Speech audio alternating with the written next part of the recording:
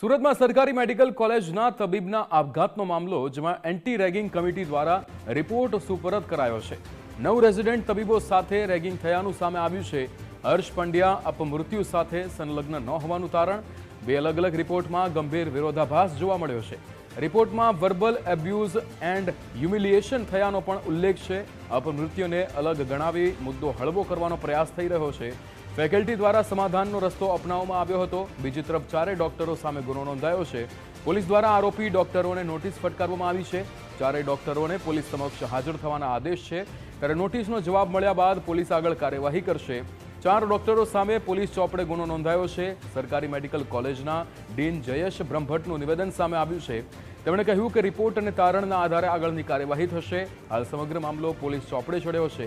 Police કાર્યવાહી અને court તારણથી સત્ય બહાર આવશે। ફેકલ્ટીને શો કોઝ નોટિસ પાઠવવામાં આવી છે। રિપોર્ટના આધારે ચોક્કસ કડક કાર્યવાહી કરવામાં આવશે। એન્ટી રેગિંગ કમિટીની જે મિટિંગ હતી એમાં જે કંઈ એમની પાસે અવેલેબલ ડોક્યુમેન્ટ્સ દસ્તાવેજી પુરાવા નિવેદનો તમામ વસ્તુ મૂકવામાં આવી હતી।